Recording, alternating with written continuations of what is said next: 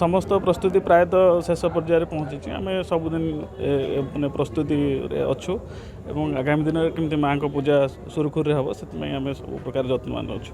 मो ना श्री धनंजय पाणी बिरजा ठाकुराणी सेवायत अटे। आज्ञा आज्ञा आमर काली ठारू 16 दिवसीय पूजा आरंभ हो जाए जहाँकि मूला अष्टमी द्वितीय आषाढ़ ठारू आरंभ हुए। आमर माँ बिरजांकर घट उन्मोचन हुए जहाँकि ब्रह्माकुंड ठारू घट उन्मोचन हुए एक मंदिर नवरत्न देवल भितर घट स्थापन करा जाए। एथि सहित आउ 9टी घट स्थापन करा जाए और पंचमी दिन आउ 5टी घट स्थापन करा जाए। पुणी अष्टमी दिन आउ गोटे घट स्थापन करागले 16टी कलश बसे घट स्थापन करा जाए। किंतु माँकर वर्तमान आमर 16 दिवसीय पूजा चलला एटा कंटिन्यू माने दिन एवं रात्रि उभय को 16 उपचार पूजा दी टाइम रे करा जो जोटी कोनोसी भारत वर्ष कहीं पृथ्वीर कोड़ी स्थान विरल जो जगह हूँ गोटे समय केवल होता है दिन में थे मात्र 16 उपचार पूजा होता है किंतु बिरजांकर गोटे दिन में 2 थर 16 उपचार पूजा होता है। एसहित माँकर काली महास्नान करा जायतिला एवं होम इत्यादि यज्ञ इत्यादि कार्य करा जायतिला। देवी की नैवेद्य अर्पण करा जाए कि आरती समापन करा जायतिला। एही भाव क्रमान्वय भाव में बर्तमान चालू रहिबो। एसहित आमर जोटा महालय अमावास्या दिन रथ विधि रे होम याज्ञ यज्ञ इत्यादि करा जिवो। सहित बड़ नीति मध्य करा जिवो।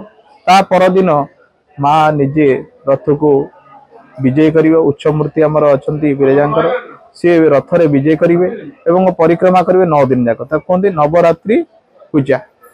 ये नवरात्रि पूजा भितर प्रथम द्वितीय तृतीय चतुर्थ पर्यंत गोटे क्रमान्वय चलिए। पंचमी दिन ठारू से दिन पूजा अलग हो कौन ना होम हम ठाकुराणी को महास्नान करा बड़ नीति करा संपूर्ण भाव अलग से सप्तमी षष्ठी सप्तमी अष्टमी नवमी पर्यंत ये पूजा क्रमान्वय भाव में चालू तेणुक ए बिरजा देवी रथरु परिक्रमा कर 9 दिन सरला रथरु परिक्रमा कर लाखबिंदा पड़िया को जी से सर माने तीर चारिदिग को मरा सेतु सरला देवी पुणी नहर पदा देकिनी देवी परिक्रमा करके आसवे बेढ़ा परिक्रमा करके मंदिर भितर स्थापना कर विशेष पूजा पूजी इत्यादि करा आउ महा अष्टमी दिन आमर पूर्णाहुति होता है।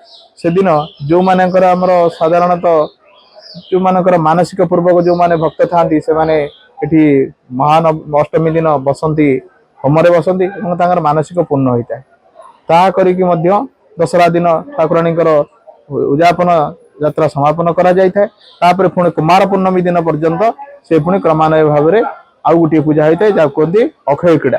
अक्षय क्रीड़ा सरिले माँकर पूजा कार्य समाप्त होता है।